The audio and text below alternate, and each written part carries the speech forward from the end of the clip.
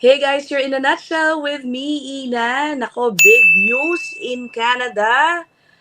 I'm sure lumabas na sa inyong mga social media feeds ang balita na itong si Prime Minister Justin Trudeau ay expected raw mag-resign sometime this week.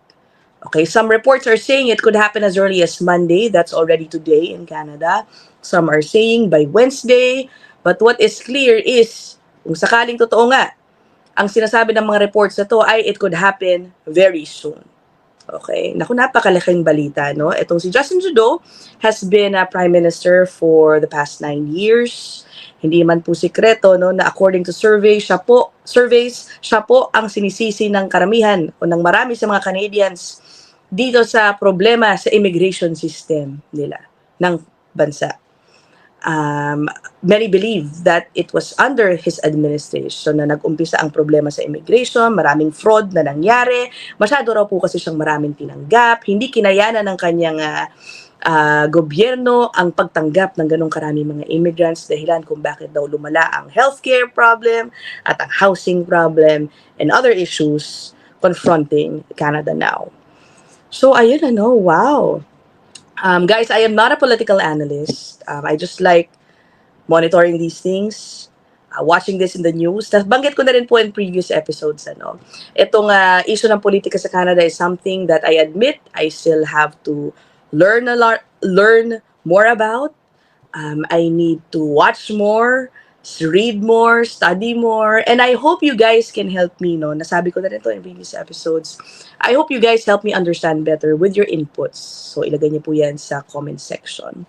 Doon sa mga political junkies ba na aking mga followers, let me know what you think ba. Sino ba ang sinusuportahan niyo pala, by the way, no? Si Justin Trudeau ba? O ang conservatives? What are your expectations?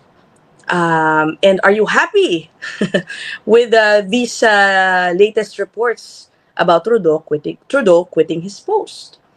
No? So I did a little research. Ano bang mangyayari kung mag-resign siya? So there are two likely scenarios. First is ang kanyang party raw, ang kanyang Liberal Party maaring mag-appoint ng interim prime minister kung kapalit niya. Dahil ang eleksyon pa po talaga ay sa October. Okay, not unless etong option number 2 ang mangyari, magkaroon po ng early elections. So that's something different, no, sa politika sa Pilipinas. Pwede daw po pala mag-call for an early elections here in Canada. So if that happens, then a new leader. Ako, ewan ko lang kung mananalo ulit yung partido ni Trudeau, no? Pero according to surveys, mukhang medyo mababa po ang popularidad ng kanyang partidong liberal ngayon.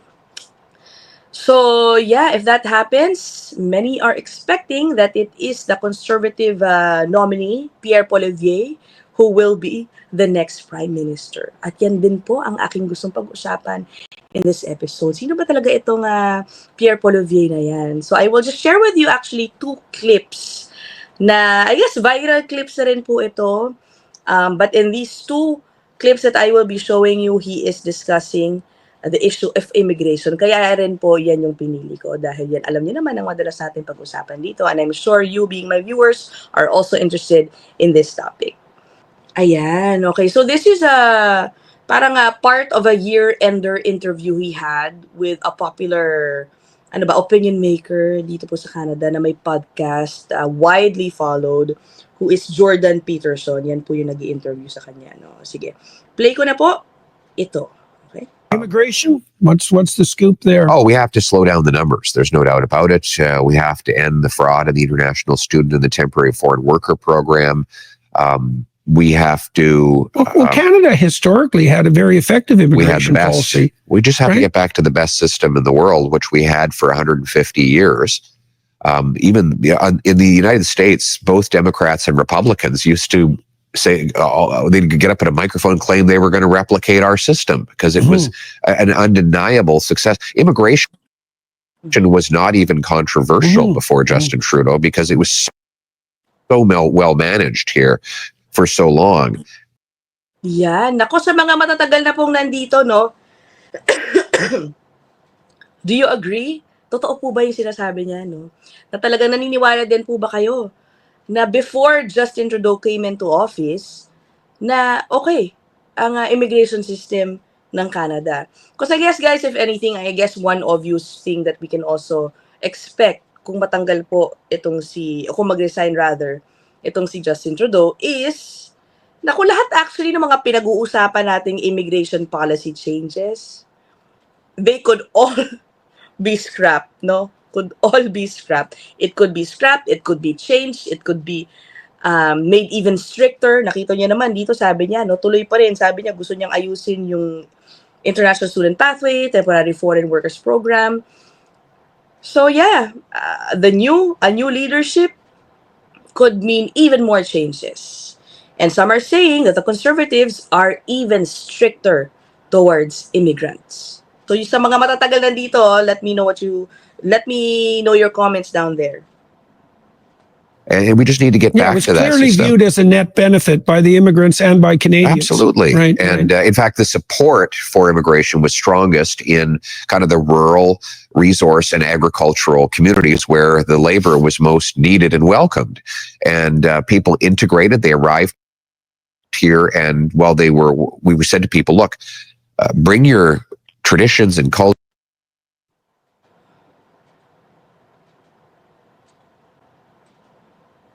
Resource and agricultural communities where the labor was most needed and welcomed. Oh, at least that's a nice clue, no? Maybe if he becomes the next prime minister, he will continue with the immigration programs in rural areas. Diba? May existing programs din po yan ngayon. And also, sa mga agri-related jobs, ano? At least that's a clue. At least that's an idea of what he could focus on sa immigration ng Canada sakaling siya po ang maging sunod na talaga na prime minister, no? And people integrated, they arrived here, and while we said to people, look, bring your traditions and culture and your stories, but leave the problems at the door. And this is, by the way, a history for Canada that goes back hundreds of years. I mean, the Protestants and Catholics were ripping each other's eyeballs out in Europe for centuries. And then they came to Canada and they got along. They ultimately ended up intermarrying and integrating completely. And, whether you were an Orangeman or a Catholic, Irish Catholic, you over time, you got along with your neighbor. And, in the last 9 years, we've seen that's come apart. The foreign conflicts are now spilling onto our streets. I want to put an end to that. I want to say, look, we're not interested in the world's ethno-cultural conflicts. Naku po, alam nyo, itong sentimiento inito na yan, nagkalat din yan sa aking Twitter feed. Many Canadians na pina-follow ko po on X, naiinis sila dahil bakit daw ang daming gulo sa streets in Canada, ang daming mga riot, protests, about issues na wala naman daw kasing kinalaman sa Canada. I think this is what Polivier is talking about here. Okay, I don't think kasama po ang mga Pilipino sa mga taong nakikisali sa mga ganyang conflicts in the streets. Alam nyo na kung ano yung pinag-uusapan ko, but many are saying, nandito na kayo sa Canada, kung ano man ang problema nyo sa pinanggalingan ninyong bansa, huwag nyo nang dalhin sa Canada. Total, inalasan nyo nga naman yung bansang yun, di ba? If you were trying to get away from it, why bring it to Canada? Di ba? Alam ko, I know you guys know what I'm talking about, no? Nasa balita din po lagi yan, specifically yung mga conflicts between mga religious groups, no? Okay. Well, we welcome people. Shadow side of multiculturalism. We welcome the people who come from places that have been afflicted by war, as long as they leave the war behind. And frankly, most people come here to get away from those things. So by getting back to a common sense of values and identity and reminding people that when they get here, they are Canadian first, Canada first. Leave the hyphens. We don't need to be a hyphenated society. We need to be. So we can abandon the post-nationalist state. Ayan. I'll cut this here na lang, I sort of agree. As an immigrant, if you wanna be a permanent resident, kung saan man yung pinili mong bansa, and eventually a citizen of that country, at tinanggap ka ng bansang yun para maging citizen niya, I think it's just also but right that you become, in this case, a Canadian first. Hindi natin nire-let go ang pagiging Pilipino, no? But that is really the best way to be thankful for the country that accepted you, is to respect it and prioritize it, being an immigrant. Diba? Ikaw humingi niyan eh. Diba? Ginusto mo maging bahagi ng bansa nila, so you should. Binigay nila sa iyo yun, yung benepisyo na binibigay nila sa mga citizens nila. I think that's one of the best ways to integrate, to assimilate, and be thankful for the opportunity na binigay po sa atin. Okay, now I will move on to a next clip. Nako, ito alam ko. Ito medyo a while back na na-post ito, but I know it's very, very, would be very interesting for many of you. Ang kanyang plano sa mga sinasabing pagde-deport ng mga immigrants, yung mga illegal immigrants in particular. Ayan, okay, so this interview is from December 13, 2024. Okay, here he is talking about his plans about deporting illegal immigrants in Canada. There are between 20,000 and 500,000 people in Canada illegally. 20,000 to 500,000. They don't know. And they say there could be more. Then we know that there are 30,000 people who've been ordered deported that have not left. We know that for sure. Trudeau has lost control of our immigration. How do you get control? I will take back control.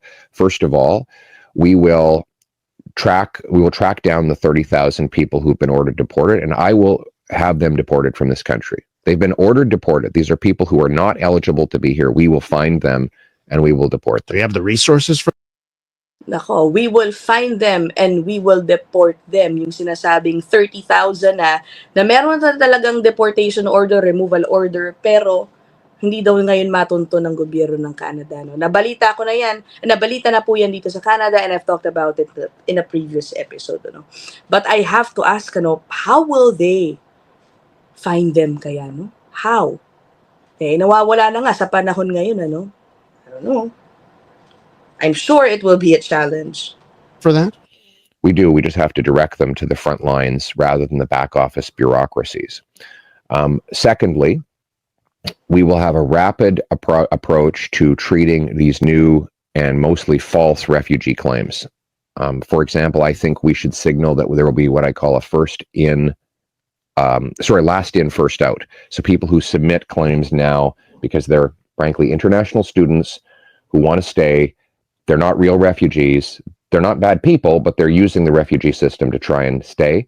We have to treat their case immediately so they know that it's not worth it. We have to secure the border so there's no more people coming in illegally and then staying the 14 days necessary in order to be eligible for a refugee application that can take years. We have to stop them from coming in the first. So, ayun na. Obviously, he wants to be very strict pagdating dito sa mga international students eventually claiming asylum o gusto maging refugee. Sabi niya, kung mangyari yun, talagang dapat decline na to basically send a clear message na hindi talaga nila ito tolerate po yung ganon. And another thing, of course, yung sinasabi niya, paghihigpit din po sa border. So, all these things could happen soon. There's such big plans, Ang daling sabihin naman sa bawat leader, bawat aspiring leader in any country. It's so easy to come up with, plans na gustong marinig din ng mga tao, As far as execution is concerned, we'll see. Diba? Nako, pero yan po ang plano niya. Palagay niyo ba may enforce niya ito ng ganun-ganun lang? Yeah, again, let me know what you guys think down there in the comment section. Help me understand.